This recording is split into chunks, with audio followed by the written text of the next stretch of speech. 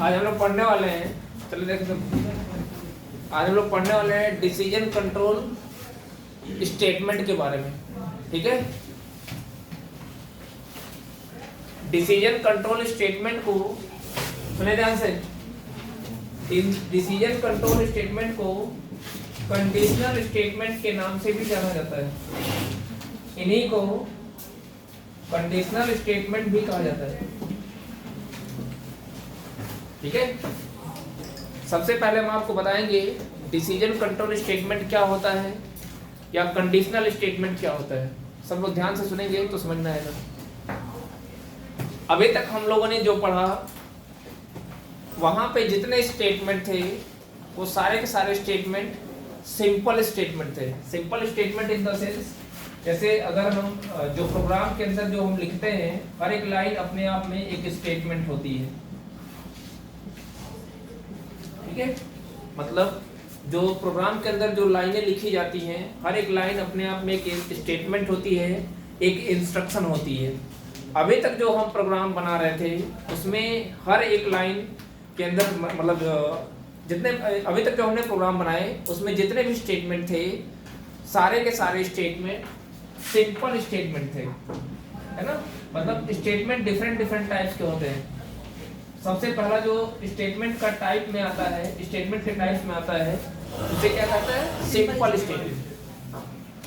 अभी तक हमने जितने भी प्रोग्राम बनाए सब में जो भी स्टेटमेंट आए सारे के सारे स्टेटमेंट क्या थे, सिंपल स्टेटमेंट। मैं सिंपल स्टेटमेंट के बारे में बता दूं कि सिंपल स्टेटमेंट ऐसे स्टेटमेंट होते हैं जिसमें किसी भी प्रकार की कोई कंडीशन नहीं होती है, कोई शर्त नहीं होती है। जैसे अगर हमने लिख दिया C = A + B, तो यह एक स्टेटमेंट है जिसमें कोई शर्त नहीं है। A और B को जोड़ना है, जोड़ के रिजल्ट को किस में असाइन करना है, C में। अगर मैं लिख दूं प्रिंटफ, तो प्रिंटफ में कुछ भी ऐसे लिख दिया तो यह भी एक प्रकार का क्या है, सिंपल स्टेटमेंट है जिसमें किसी भी प्रकार की कोई शर्त, किसी प्रकार की कोई कंडीशन नहीं है। तो ऐसे स्टेटमेंट जिसमें किसी भी प्रकार की शर्त, किसी भी प्रकार की कंडीशन ना आई हो, उस प्रकार के स्टेटमेंट को क्या कहा जाएगा, सिंपल स्टेटमेंट। सी लैंग्वेज में कुछ ऐसे स्टेटमेंट आते हैं, सी लैंग्वेज में कुछ ऐसे स्टेटमेंट आते हैं जिनका एग्जीक्यूशन किसी कंडीशन के ऊपर निर्भर करता है, किसी शर्त के ऊपर निर्भर करता है, और उस प्रकार के स्टेटमेंट को हम लोग क्या बोलते हैं, डिसीजन कंट्रोल स्टेटमेंट या कंडीशनल स्टेटमेंट। ये ऐसे स्टेटमेंट होते हैं जिसमें कंडीशन आती है, जिसमें क्राइटेरिया आती है, जिसमें शर्त आती है, और जब उस क्राइटेरिया उस कंडीशन को सेटिस्फाई हो, अगर वो कंडीशन या क्राइटेरिया सेटिस्फाई होगा तो ही उससे जुड़ा हुआ स्टेटमेंट एग्जीक्यूट करेगा, अदरवाइज एग्जीक्यूट नहीं करेगा। मेरे कहने का मतलब ये है कि कभी कभी ऐसे हमारे पास सिचुएशन आते हैं या कभी कभी हम ऐसे सिचुएशन को फेस कर रहे होते हैं जहाँ पे किसी स्टेटमेंट का एग्जीक्यूशन किसी कंडीशन के ऊपर निर्भर करता है, किसी क्राइटेरिया के ऊपर निर्भर करता है। उस केस में हम किसका इस्तेमाल करते हैं, डिसीजन कंट्रोल स्टेटमेंट का। एक बार फिर से समझ लीजिए कि अभी तक यहाँ पे देखिए, इसको एग्जीक्यूट करने के लिए कोई शर्त नहीं है, सीधे जोड़िए रिजल्ट को असाइन करिए। इसको एग्जीक्यूट करने के लिए कोई शर्त नहीं है, लेकिन कभी कभी ऐसा होता है, अभी हम आपको एग्जांपल बताने वाले हैं कि कुछ ऐसे स्टेटमेंट हमको मिलते हैं जिनका एग्जीक्यूशन किसी कंडीशन के ऊपर निर्भर करता है, किसी क्राइटेरिया के ऊपर निर्भर करता है। तो जब भी ऐसी सिचुएशन को हम फेस कर रहे होंगे तो उस केस में हम किसका इस्तेमाल करेंगे, डिसीजन कंट्रोल स्टेटमेंट्स का। कैसे करेंगे उसको देखते हैं। जैसे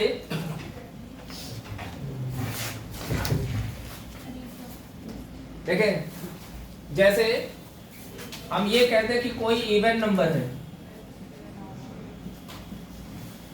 कोई एक ऐसा स्टेटमेंट है जो इवन हो, इवन को प्रूफ करें। अब आप बताइए कोई नंबर इवन कब होगा, उसके लिए शर्त है, बात समझिएगा। किसी भी नंबर के इवन होने के लिए क्राइटेरिया क्या है, क्राइटेरिया है कि यदि नंबर 2 से कट जाएगा तो ही उसको इवन माना जाएगा, नहीं तो उसको इवन नहीं माना जाएगा। अब आप बताइए यहाँ पे कंडीशन की बात हो रही है कि नहीं हो रही है, यहाँ क्राइटेरिया की बात हो रही है, क्या इसमें ऐसा कुछ था, इसमें ऐसा कुछ नहीं था, इसीलिए ऐसे स्टेटमेंट को क्या कहा था, सिंपल स्टेटमेंट। एक बार फिर से समझ लीजिए कि जैसे मैंने एक एग्जांपल आपके सामने रखा, किसी भी नंबर को इवन होने के लिए यह जरूरी है कि वह नंबर 2 से कटना चाहिए। तो यह हो गई आपकी कंडीशन और यह हो गई आपका स्टेटमेंट। अब यह स्टेटमेंट एग्जीक्यूट होने के लिए या इस स्टेटमेंट को होने के लिए इस कंडीशन का सेटिस्फाई होना जरूरी है। अगर ये कंडीशन सेटिस्फाई होगा तो ही ये स्टेटमेंट एग्जीक्यूट करेगा, अदरवाइज इसका ये स्टेटमेंट एग्जीक्यूट नहीं करेगा। समझ रहे हैं कि नहीं समझ रहे हैं? मैं कुछ और एग्जांपल रखता हूं, जैसे बज नंबर। ठीक है, एक नंबर होता है बज नंबर।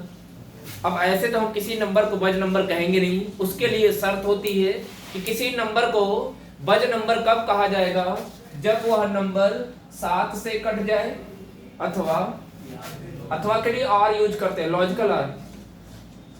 नंबर के अंत में 7 आया हो, नंबर के अंत में 7 आया हो, जैसे 17 है, 17 को 7 से डिवाइड करेंगे, यहाँ पे इक्वल 0 रहेगा। 17 mod 7 इज इक्वल टू 0।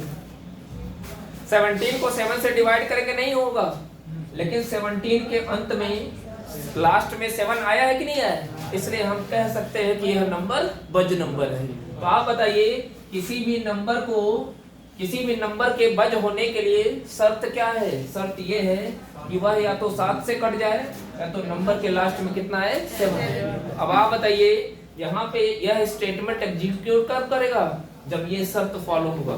अब यहाँ पे बताइए बज नंबर होने के लिए इस कंडीशन का सेटिस्फाई होना जरूरी है कि नहीं है? ऐसे बहुत सारे सिचुएशन आते हैं जहां पे किसी स्टेटमेंट का एग्जीक्यूशन किसी कंडीशन के ऊपर निर्भर करता है, और जब हम ऐसी सिचुएशन को फेस कर रहे होते हैं तो उस केस में हम किसका इस्तेमाल करते हैं? डिसीजन कंट्रोल स्टेटमेंट या कंडीशनल स्टेटमेंट का। सिंपल स्टेटमेंट में किसी भी प्रकार की कोई कंडीशन, कोई शर्त नहीं होती है, वो बिना शर्त बिना कंडीशन के वो आसानी से एग्जीक्यूट कर सकते हैं। अब हम आपको बताएंगे कि कौन कौन से ऐसे स्टेटमेंट होते हैं जिनको डिसीजन कंट्रोल स्टेटमेंट की कैटेगरी में रखा गया है। ठीक है, अच्छा देखिएगा, इवन नंबर कब होगा, जब ये कंडीशन, यदि ये कंडीशन सेटिस्फाई होगा। बज नंबर कब होगा, यदि यहाँ पे ये कंडीशन सेटिस्फाई होगा, है ना।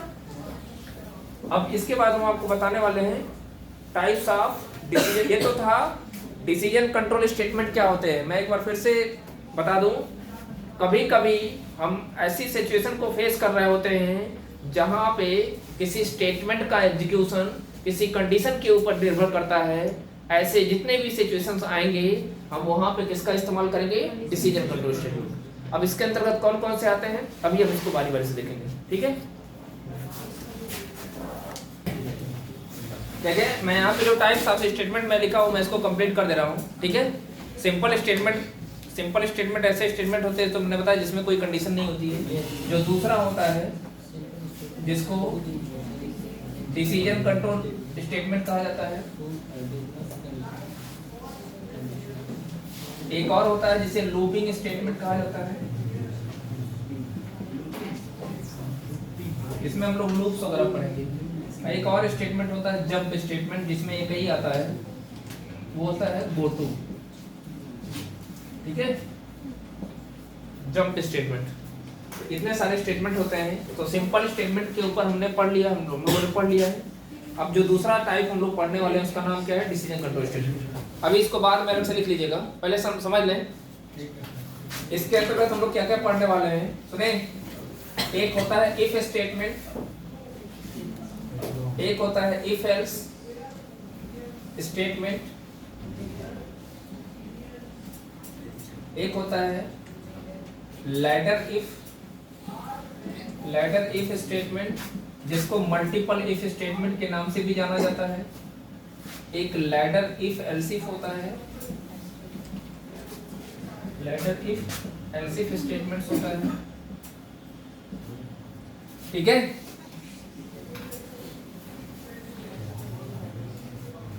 एक नेस्टेड इफ एल्स आता है,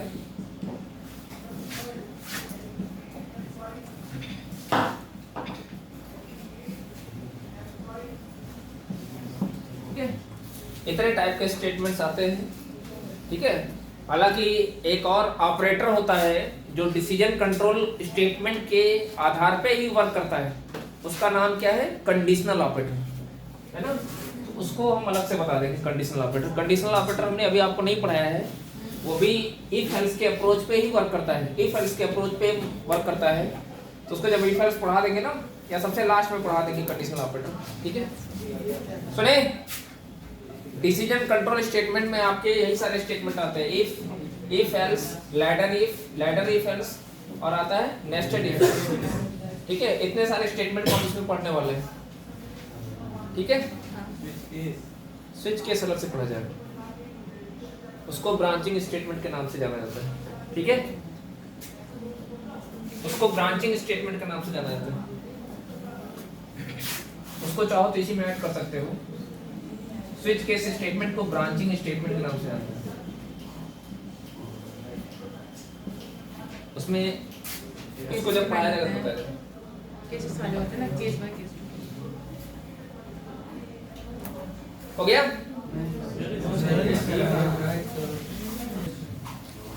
देखिए, जो सबसे पहला डिसीजन कंट्रोल स्टेटमेंट में होता है वो होता है इफ स्टेटमेंट, ठीक है। इफ स्टेटमेंट को लिखने के या यूज करने के अलग अलग तरीके होते हैं, ठीक है। इसी एक सिंगल इफ को हम लोग अलग अलग तरीके से यूज कर सकते हैं। अब वो डिपेंड करता है प्रॉब्लम के टाइप्स के ऊपर, किस टाइप की प्रॉब्लम होगी। जैसी प्रॉब्लम होगी उसी के हिसाब से हम इफ को अपने हिसाब से मैनेज कर सकते हैं। देखें, इफ को लिखने का तरीका है, मतलब सिंटैक्स।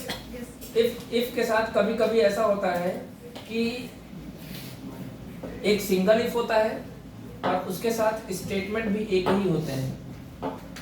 ये पहला रूप में पहला सुने, ये पहला मेथड है, पहला सिंटैक्स है किसका, इफ का, जहां पे हमने एक सिंगल इफ लिया हुआ है और उसके साथ एक ही स्टेटमेंट है। अब मैं पहले आपको इफ के बारे में बताता हूँ। इफ की बात करें तो इफ वैसे क्या है, वैसे इफ एक कीवर्ड होता है। जो सी लैंग्वेज में 32 कीवर्ड्स होते हैं, उसमें से एक कीवर्ड इफ भी है। तो चूंकि कीवर्ड है इसलिए इसका नाम और इसका फंक्शन दोनों चीजों को पहले से निर्धारित करके रखा गया है। नाम तो इफ है, अब इसको यूज कैसे करना है इसको भी समझिएगा। जब इफ आएगा तो इफ के साथ कंडीशन आएगी, बात समझिएगा। बिना कंडीशन के किसी भी इफ को नहीं लिखा जाता। यानी यहाँ पे इफ है तो इसके साथ कंडीशन होगी, और जब भी कंडीशन दिया जाएगा तो इस तरीके से ब्रैकेट में दिया जाता है। ये लिखने का तरीका है, बात समझिएगा। यहाँ पे भूल के भी अगर सेमीकोलन लगाते हैं तो कुछ ऐसे केसेज होंगे जहाँ पे एरर आएंगे, कुछ ऐसे केसेज होंगे जहाँ पे एरर नहीं आएंगे। उस पे आधारित अलग अलग एग्जांपल हम आपको अभी बताने वाले हैं। अभी फिलहाल इफ है, इफ के अंदर कंडीशन है, यहाँ पे हमने कोई सेमीकोलन नहीं लगाया। मैंने दोनों केस बताया। एक केस ऐसा होगा जहाँ पे एरर देखने को मिलेगा, और एक केस अगर खाली इफ है, एक ही इफ है, तो आपको एरर नहीं मिलेगा, आउटपुट आपको अलग मिलेंगे।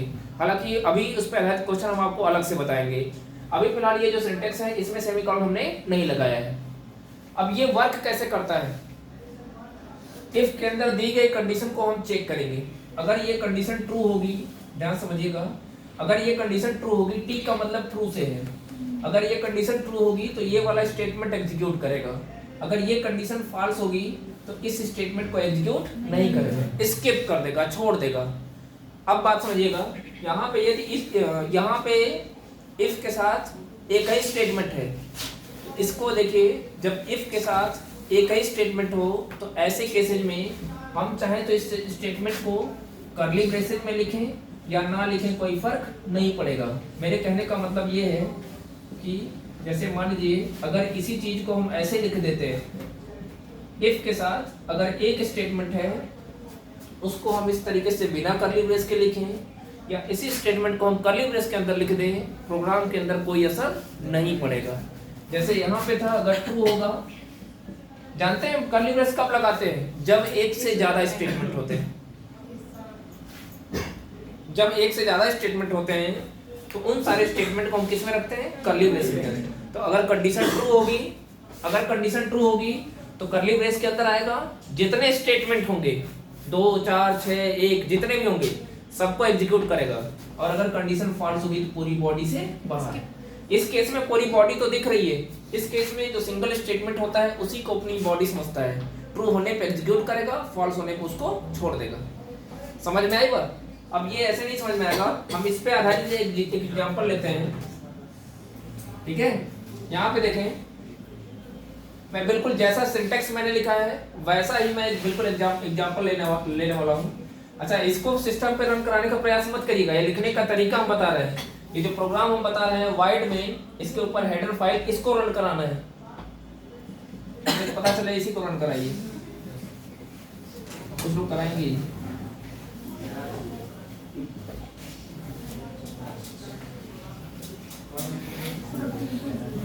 देखें, a not equal to 10,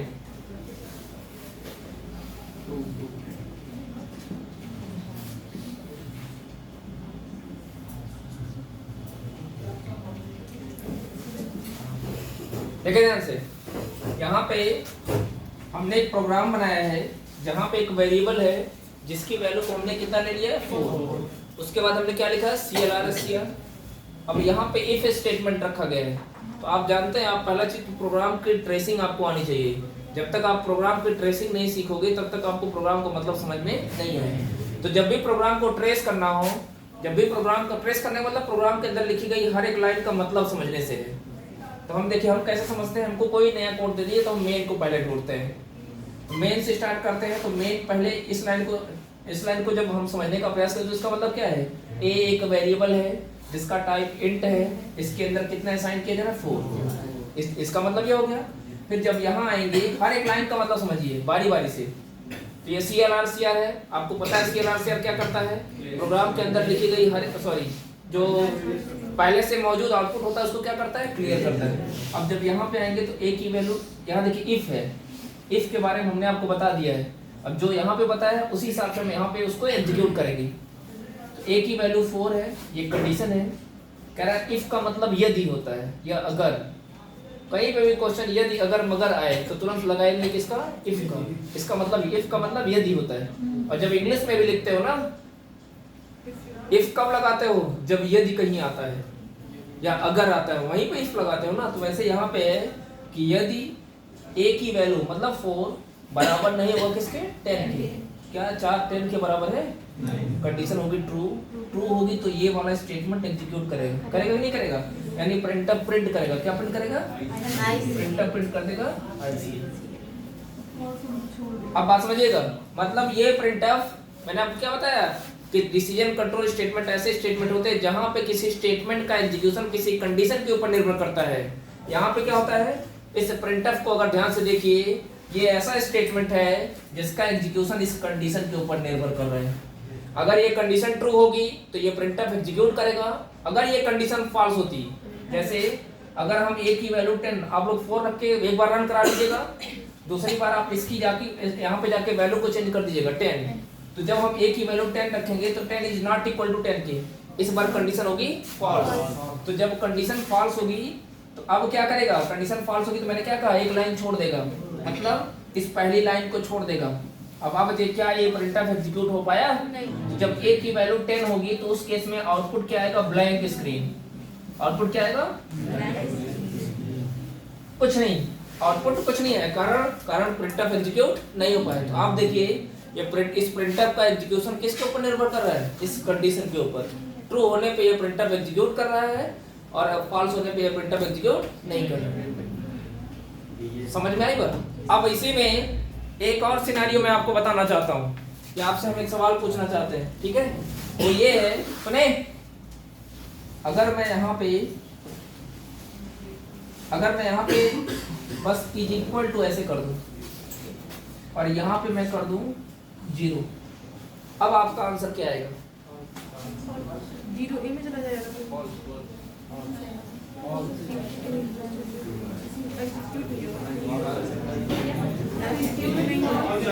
हाँ, असाइन कर रहा है सर, एक सेकेंड, अगर मैं यहाँ पे 8 कर दूं तो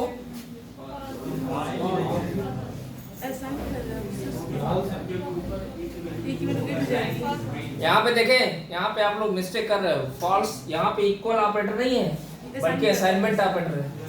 अगर 2 बार इक्वल होता तब कहते हैं कि 10 8 के बराबर नहीं है तो कंडीशन फॉल्स होगी। यहाँ पे असाइन किया जा रहा है, असाइन का मतलब ये हो गया, सुने, यहाँ पे देखें ए की वैल्यू कितनी है, यहाँ पे ए की वैल्यू 10 है, CR पे आएगा।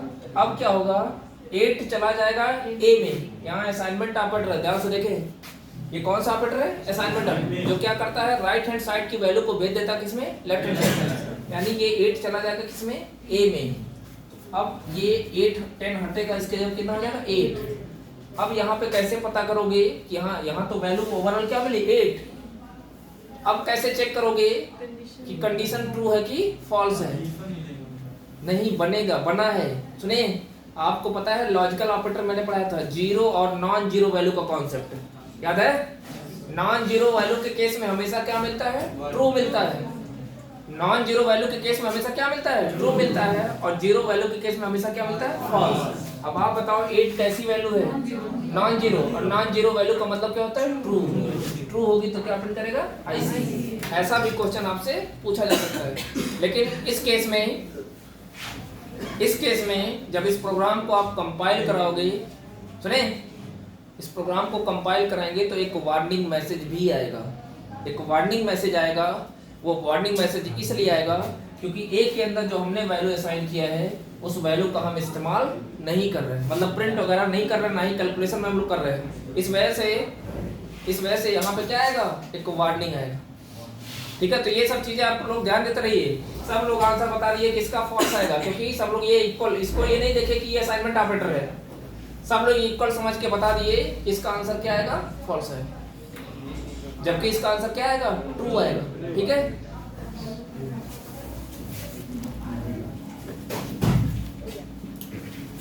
यहाँ पे देखिए, यहाँ पे जो हमने स्टेटमेंट लिखा था, यहाँ पे एक बार ए को कितना दिया गया 10, ए को कितना, दूसरी बार कितना असाइन किया 8।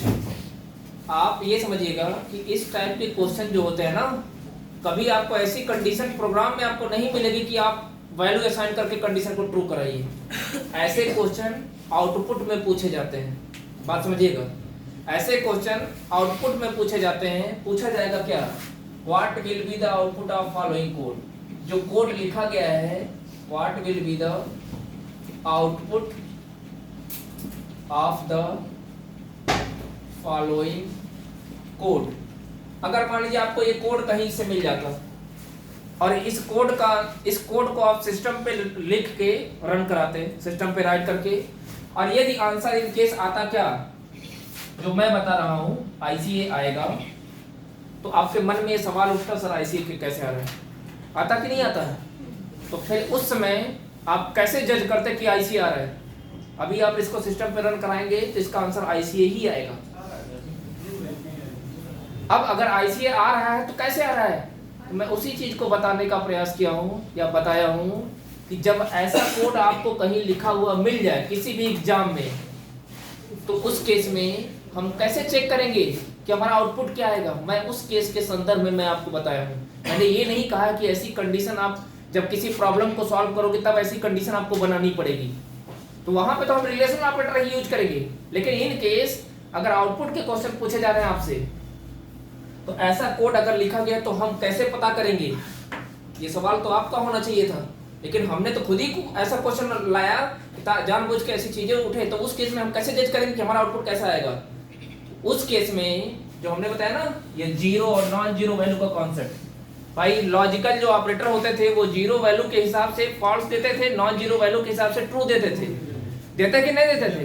तो जब यहाँ पे रिलेशनल ऑपरेटर नहीं है तो हम कैसे पता करेंगे कि कंडीशन हमारी फॉल्स है कि ट्रू है? तो उस केस में हम देखेंगे वेरिएबल की वैल्यू। वेरिएबल की वैल्यू क्या है? वेरिएबल की वैल्यू अगर जीरो होगी, अगर वेरिएबल की वैल्यू नॉन जीरो होगी तो हम क्या समझेंगे? ट्रू। अगर वेरिएबल की वैल्यू जीरो होगी तो क्या समझेंगे? फॉल्स। मैं ये कह रहा हूं अगर वेरिएबल की वैल्यू, अब देखो यहाँ पे 10 था, 8 असाइन हो गया, तो 8 कैसी वैल्यू है? 8 नॉन जीरो वैल्यू है। तो नॉन जीरो वैल्यू का मतलब क्या होता है? ट्रू। जब कंडीशन ट्रू होगी तो ये स्टेटमेंट एग्जीक्यूट करेगा। अब देखो यहीं पे अगर हम यहाँ पे जीरो, पहली बार जब हमने जीरो किया था तो आप सबने बताया फॉल्स हो गया लेकिन आपने ये नहीं बताया फॉल्स क्यों हो गया। आप तो ये देख रहे थे ना कि 10 जीरो के बराबर नहीं है, इस पर्पस से बताया ना, लेकिन वहां पे पॉइंट भी दूसरा था, इसलिए तो मैंने क्वेश्चन तुरंत चेंज कर दिया क्योंकि मुझे पता चल गया कि आप फॉल्स क्यों बता रहे हो, क्योंकि आप 10 को 0 से कंपेयर कर रहे थे। आपने ये नहीं देखा कि सर ने यहाँ पे इक्वल ऑपरेटर का इस्तेमाल नहीं किया है, बल्कि असाइनमेंट ऑपरेटर का इस्तेमाल किया है। तो फिर हमने 10 नहीं किया, फिर से हमने यही 0 हटा के मैंने क्या कर दिया 8। फिर जब देखे वही गलती कर रहे हो, तो हमारा जो डाउट था वो और 100% क्लियर हो गया कि हाँ स्टूडेंट यही समझ के आंसर दे रहे हैं। फिर हमने आपको बताया कि नहीं, ये इक्वल टू ऑपरेटर नहीं है, ये असाइनमेंट ऑपरेटर। अब यहाँ पे देखिए, इस केस में 0 असाइन कर रहे हैं, एक की वैल्यू क्या हो जाएगी 0, और 0 वैल्यू का मतलब फॉल्स। इस केस में हम बताएंगे। अब जानते हैं यहाँ तक कि लूप में एक इनफाइनाइट लूप होता है। जैसे लूप आगे पढ़ेंगे, व्हाइल लूप में पता है 1, अगर हम 1 पास कर देंगे तो ये इनफाइनाइट लूप हो गया। 1 क्या है, 1 का मतलब non zero value, non zero value का मतलब ट्रू। तो कभी कभी ऐसी सिचुएशन इफ में नहीं आएगा, लेकिन लूप वगैरह में ऐसी सिचुएशन बनेगी जहाँ पे हम नॉन जीरो वैल्यू दे देते हैं। तो नॉन जीरो वैल्यू का मतलब आप भी समझोगे, पूरे के पूरे सी में नॉन जीरो वैल्यू का मतलब ट्रू और जीरो वैल्यू का मतलब फॉल्स। तो हमारा ये लिखने का मतलब ये नहीं था कि हमको ऐसी सिचुएशन फेस करना, मतलब ऐसे कोड अगर आपको दे दिए गए तो आप अपना आउटपुट कैसे जज करोगे। अभी इसमें एक और सिनेरियो है जो शायद आप लोग भी नहीं पढ़े होंगे। वो दूसरा सिनेरियो क्या है, वो सेमी कॉलन का है। ये भी एक पैटर्न है। अब देखिए, सेमी कॉलन अगर लगा है तो क्या होगा, तो इसमें दो पहलू होंगे, इसके दो केसेज हो सकते हैं, एक तो एरर का, एक तो आउटपुट का। इस केस में आउटपुट आएगा अगर इफ के साथ एल्स होता, बात समझिएगा, इफ के साथ अगर एल्स होता या कोई दूसरा इफ होता तब उस केस में एरर आता। लेकिन चूंकि सिंगल इफ है और सेमी कॉलन लगा है, तो इसका मतलब जानते हो, इसका मतलब सीधा सीधा है ऑलवेज ट्रू। ऑलवेज ट्रू मतलब सीधे मत कंडीशन मत देखो ये ट्रू हो रहा है कि फॉल्स हो रहा है, सीधे आंसर, सीधे आप क्या समझो, ऑलवेज ट्रू, ये हमेशा ट्रू माना जाएगा।